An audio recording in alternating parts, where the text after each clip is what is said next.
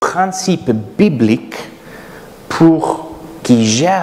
auquel nous sommes soumis pour notre parole, et ce sont des exigences célestes révélées dans la parole de Dieu. Et c'est très, très important. L'exigence que Dieu met sur nous en tant que ses enfants, la façon qu'on se parle et ce qui sort de notre bouche, il est assez exigeant et c'est normal. Pourquoi? Parce que la Bible nous révèle que nos paroles ont une puissance d'être une source de bénédiction ou d'être une source de malédiction. Bénédiction, parce qu'avec notre bouche, nous pouvons parler de Jésus. Avec notre bouche, nous pouvons partager notre foi en Christ, qui il est, ce qu'il a fait pour nous. Et ce message peut avoir un impact énorme dans le monde et dans les cœurs des gens qui entendent. Avec notre bouche, on peut adorer Dieu. Et dans les moments de louange et d'adoration, quand on chante de notre cœur, avec tout notre être, ça peut même déclencher des choses dans une dimension spirituelle. Quand l'armée d'Israël marchait autour de la ville de Jéricho, c'était dans un moment où ils devaient crier et louer, adorer Dieu, les remparts qui sont tombés. On voit un petit peu un cause-effet. L'adoration, boum, quelque chose qui se passe dans le réel, dans le concret, parce que Dieu agit.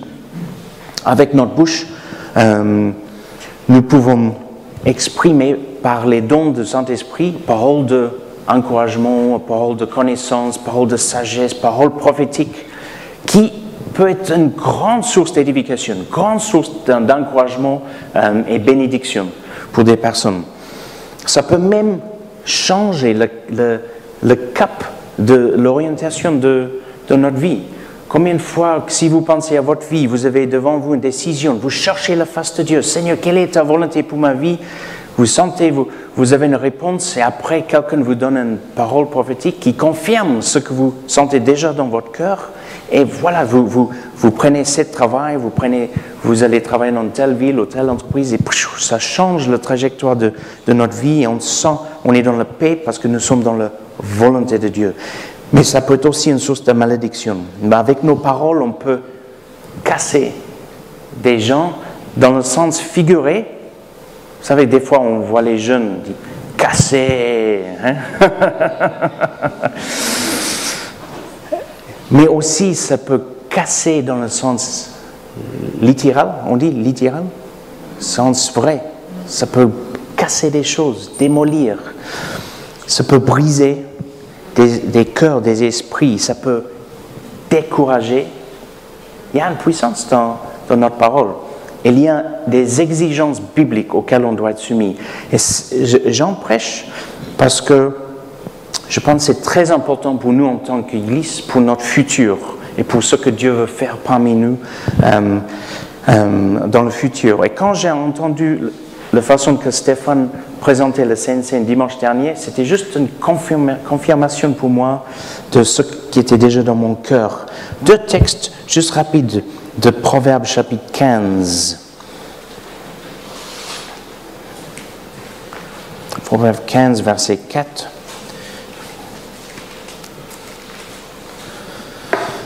Les paroles douces sont comme un arbre de vie. Les paroles douces, c'est pour ça que je me suis marié avec Nadine. Elle me met les paroles douces.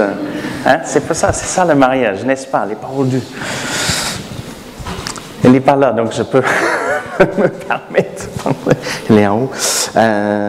Les paroles douces sont comme un arbre de vie, mais la langue malfaisante démoralise. Je lis le semeur. La langue malfaisante démoralise. Juste tourner 2-3 pages à droite, Proverbes chapitre 18, verset 21. Proverbe 18, verset 21, « La mort et la vie sont au pouvoir de la langue. Vous aurez à vous rassasier des fruits que votre langue aura produits. » La mort et la vie sont au pouvoir de la langue. Incroyable. Alors, il y a des exigences célestes que Dieu nous donne, révélées dans sa parole pour nous en tant que chrétiens. Et on ne peut pas jouer avec ces exigences. On ne peut pas faire des compromis avec. On doit faire attention à ce que nous dites, comment on le dit, quand on le dit, etc., etc. C'est très important. Très important. On peut regarder en Jacques chapitre 3 comme texte principal pour ce message, parce que quand on parle de la parole, ce chapitre de Jacques est un chapitre important.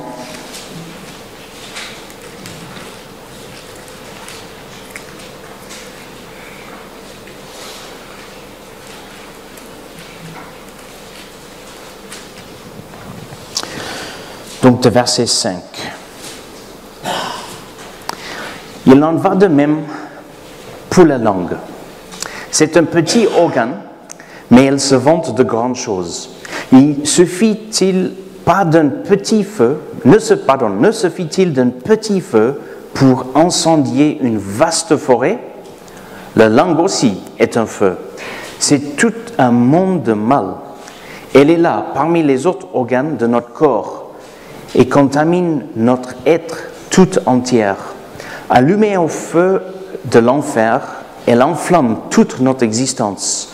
L'homme est capable de dompter toutes sortes de bêtes sauvages, l'oiseau, de reptiles, d'animaux marins, et il les a effectivement domptés. Mais la langue, aucun homme ne peut le dompter. C'est un fléau impossible à maîtriser, elle est pleine de venin mortel. Nous nous en servons pour louer le Seigneur, notre Père, et nous nous en servons aussi pour maudire les hommes, pourtant créés pour être ceux qui lui ressemblent. De la même bouche sortent bénédiction et malédiction. Mes frères, il ne faut pas qu'il en soit ainsi. Il ne faut pas qu'il en soit ainsi. Avez-vous déjà vu de l'eau douce et de l'eau salée jaillir d'une même source, par la même ouverture? Un figuier, mes frères, peut-il porter des olives ou une vigne de figues, etc., etc. Une source salée ne peut pas non plus donner de l'eau douce. Et dans les versets précédents, verset 2, juste verset 2, si vous voulez jeter un coup d'œil, même chapitre, car chacun de nous compte des fautes de bien des manières. Celui qui ne commet jamais de faute dans ses paroles est un homme parvenu à l'état d'adulte, si vous voulez maturité, capable de maîtriser aussi son corps tout entier. Rapidement, quelques principes spirituels, on va dire, si on parle de nos paroles dans une dimension spirituelle, quelques points rapidement. Premier point, nous voyons le danger d'un langage ou des paroles ou d'une langue non maîtrisée, le potentiel de destruction que ça peut engendrer, le potentiel de destruction, et on voit ça dans les couples. On peut dire les choses très méchantes, très dures, et ça peut créer une destruction au sein de le couple. Quand Nadine et moi, on s'est mariés, on s'est mis un pacte, une promesse ensemble. On dit 3 choses, chacun de nous. On va garder Dieu en première place dans nos vies et dans notre couple. Deuxième chose, jamais de méchanceté. Jamais de méchanceté. On s'est mis d'accord. On peut dire les choses qui ne vont pas. Et d'ailleurs, ça se dit. Mais, avec amour, mais jamais de méchanceté. C'est pas la même chose. Imaginons, je suis pas content parce que j'arrive à la maison, j'ai très faim, je suis un peu irrité, dîner n'est pas prêt, et je dis, dîner n'est pas prêt, et ta robe est moche. Ça, c'est la méchanceté. Ça, et c'est inutile, c'est destructif. Et Jacques dit, c'est comme un feu dans une forêt. La langue, c'est comme mettre un feu. Il y a cette beau forêt remplie de vie, les animaux, les oiseaux, une forêt qui est géniale, qui abrite beaucoup d'animaux. Et il y a ce petit feu qui vient, la forêt est détruite. Notre langue, il y a des paroles qui peuvent faire beaucoup de mal et des conséquences des fois irrévocables, ou en tout cas très négatives. Vous êtes en train de vous poser les questions et à leur team, la troisième promesse. On s'est dit, on va garder le fond. Nadine a bien tenu son pas. Moi, j'en travaille. Deuxième point. Dimension spirituelle par rapport à notre parole. La maîtrise de la langue est une marque de maturité spirituelle, selon Jacques chapitre 3, verset 2.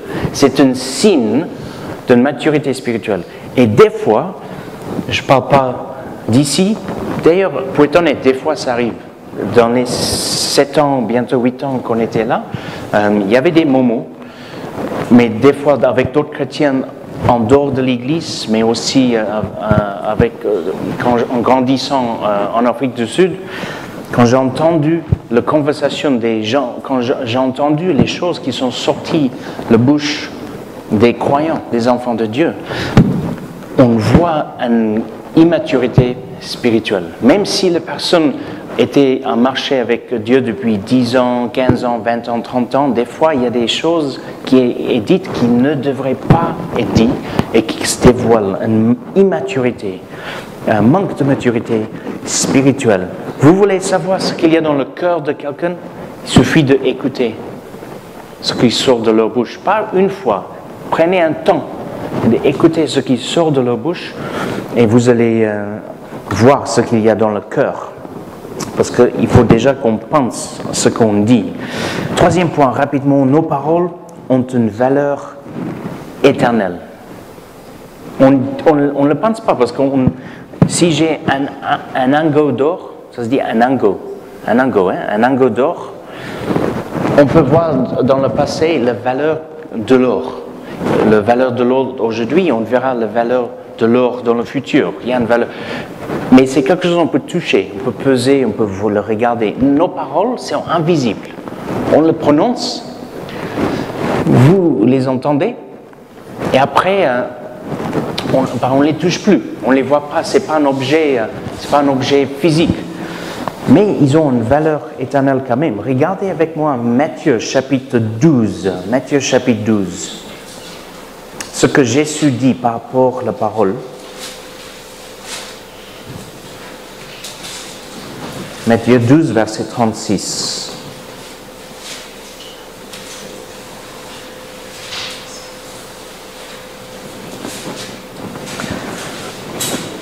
Or, je vous le déclare, au jour du jugement, les hommes rendront compte de toute parole sans fondement qu'ils auront prononcée.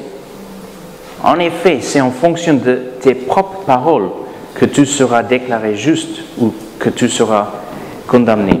C'est assez fort comme texte, ça mérite méditation, enseignement. Je n'ai pas le temps de faire une étude sur ce texte maintenant, mais il suffit de dire qu'en Romains 10, versets 9 et 10, ça parle de celui qui croit dans son cœur et qui confesse avec sa bouche, n'est-ce pas, sera sauvé. Je connais beaucoup de gens qui disent « Je crois qu'il y a un Dieu, oui, je crois que Dieu existe. Cet univers, l'ordre de l'univers, que le hasard soit la force créatrice de cet univers qui est tellement ordonné.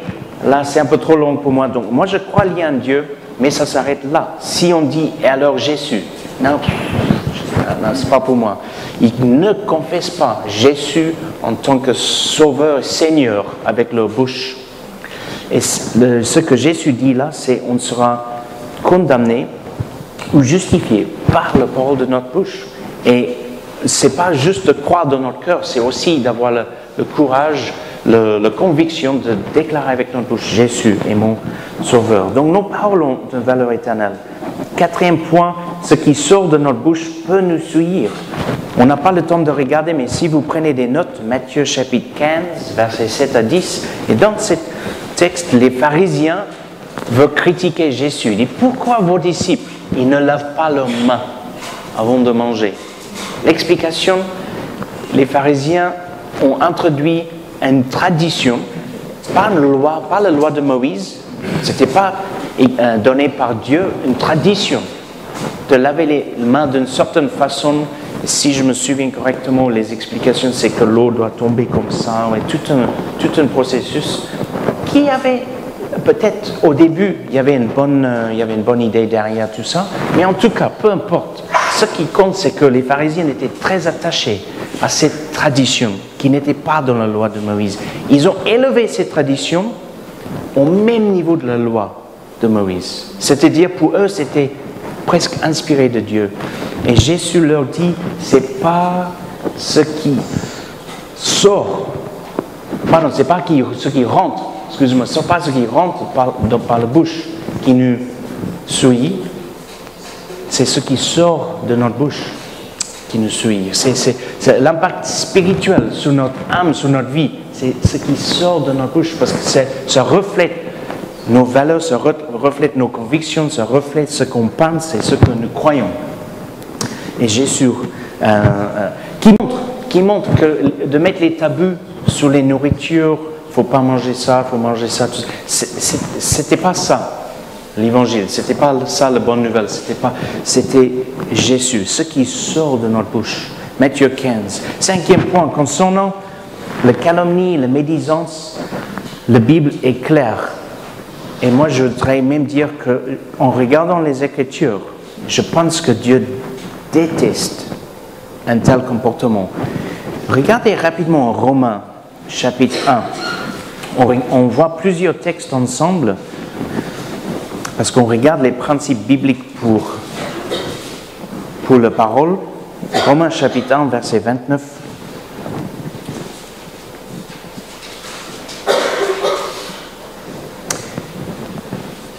Si on avait le temps, on aurait pu commencer à lire le verset 28 où on parle le colère de Dieu contre les hommes qui ne l'honorent pas et ne respectent pas sa volonté. Donc ça, c'est le contexte, d'accord? Verset 18. Les hommes qui ne l'honorent pas et ne respectent pas sa volonté.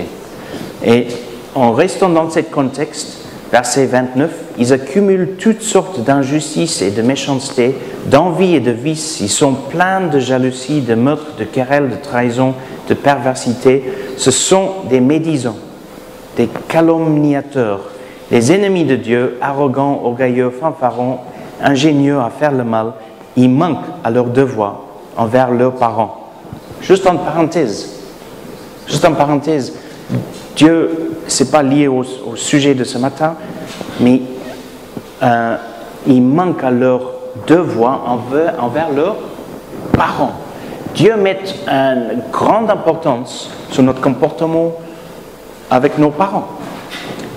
Et c'est à nous, quand nos enfants sont petits, à les enseigner à honorer les parents.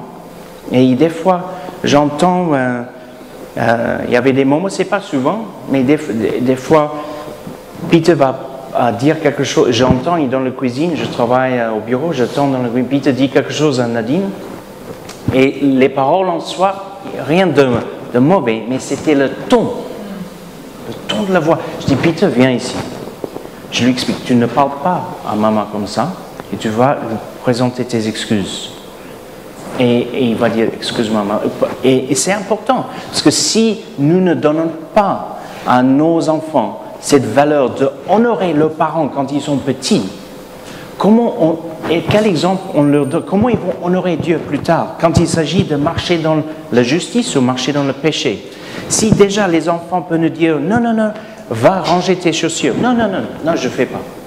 S'ils ne sont pas repris tout de suite, on leur donne un exemple qu'un jour, quand Dieu fait appel à nous, à marcher dans la justice, C'est non, je fais ma vie, je fais ce que je veux. Qu'on enseigne à nos enfants qui honorent leurs parents. C'est pas juste... ok, c'est un autre sujet, donc je vais être trop distrait. Et de la loyauté, insensible, impitoyable, etc.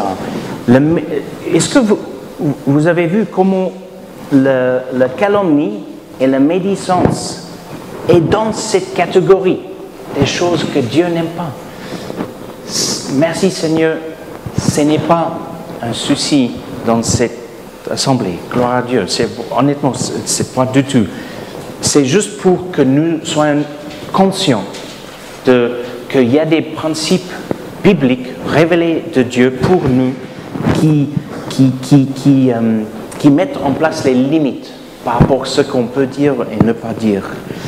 Je vois le temps passe trop vite, je suis juste au mi-chemin de mon message.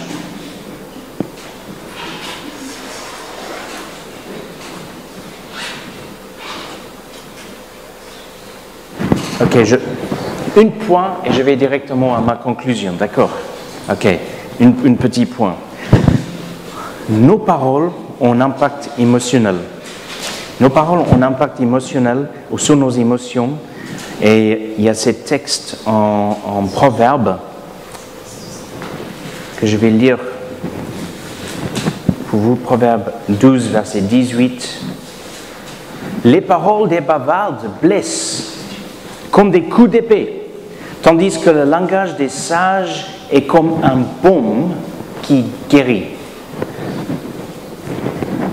Est-ce que vous avez déjà rencontré quelqu'un qui était mis en arrêt maladie et ils ne sont pas malades? Ils n'ont pas attrapé, ils n'ont pas une bronchite, ils n'ont pas une maladie, ils ne sont pas malades, leur corps n'est pas malade, mais le médecin est obligé de le mettre en arrêt maladie parce que peut-être au travail, il y a des paroles très dures, très blessantes d'un collègue et c'est une sorte de harcèlement qui, à force, joue sur les émotions de la personne jusqu'au point il ne peut plus fonctionner correctement et ils ont besoin de pause pour se reposer, pour être restaurés. Ça arrive tout le temps. Il y a des fois des personnes qui sont arrêtées à cause de trop de stress. Avec les collègues, ça se passe très bien. Mais il y a une charge de travail, il y a de plus en plus. Et avec beaucoup de stress, après longtemps, on sent on va craquer, on a besoin de petite pause. Ça m'est déjà arrivé dans la marine, quand j'étais commandant de seconde dans mon bateau. Il y a un moment où il y avait beaucoup de stress, beaucoup de choses qui se passaient. Notre bateau allait être affecté d'une base à une autre. Et j'étais chargé à organiser tout le transfert de tout, même trouver le logement pour l'équipage, le logement de fonction pour l'équipage. C'était un énorme projet. Et j'étais crevé à la fin du projet. Et il me fallait juste, heureusement j'ai pu prendre un petit peu de congé pour juste se remettre. Mais des fois, les paroles méchantes, les paroles qui blessent, ça touche nos émotions. Alors il y a un impact sur nos émotions. Et donc, qu'on fasse très important ce qu'on dit. Peut-être je vais conclure avec Éphésiens 4. Parce que dans le même sens, des paroles bibliques, les paroles positives, et ce n'est pas pour dire qu'on doit toujours mettre du sucre sur ce qui ne va pas. Quand quelque chose ne va pas, quelque chose ne va pas. Il faut qu'on en parle. Mais est-ce que c'est le bon moment? Et le fond de ce qu'on dit, est-ce qu'il y a de l'amour dans mon cœur? Est-ce que je parle juste de colère ou est-ce qu'il y a vraiment un amour pour la personne en face? Alors, ça change toute notre attitude quand on a l'amour pour la personne et on veut leur bien. Peut-être on va conclure avec ce texte. C'est le texte qui va servir comme conclusion. Éphésiens chapitre 4, verset 29. Ne laissez aucune parole blessante franchir vos lèvres. Waouh, moi je pense que je peux pourrais terminer mon message juste là, déjà. Ne laissez aucune parole blessante franchir vos lèvres, mais seulement des paroles empreintes de bonté, qu'elles répondent à un besoin et aident les autres à grandir dans la foi. Si ce que je vais dire ne va pas aider la personne en face à grandir dans la foi, que je ne le dis pas.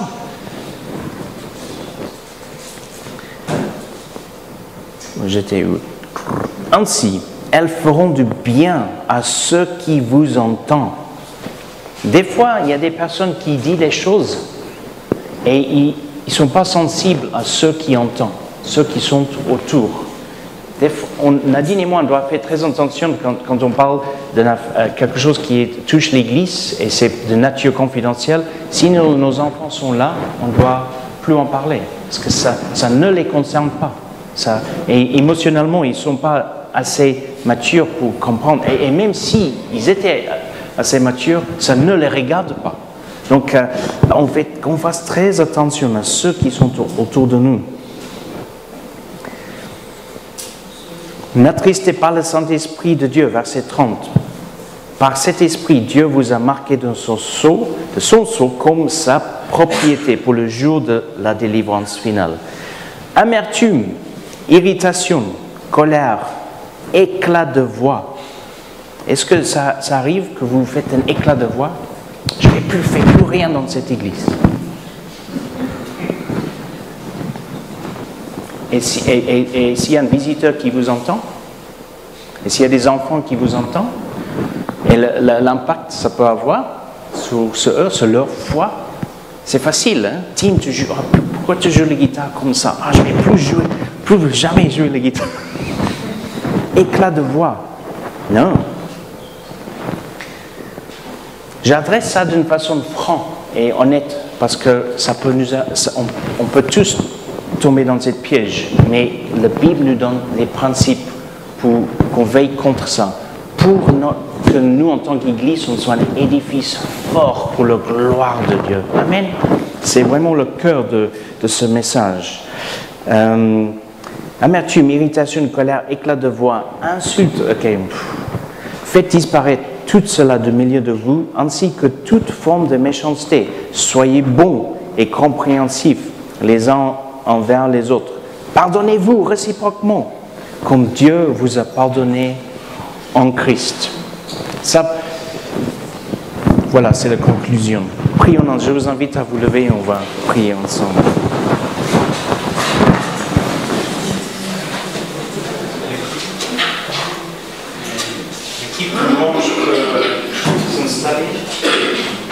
Seigneur, nous reconnaissons que tu es un Dieu qui parle, tu es un Dieu qui communique.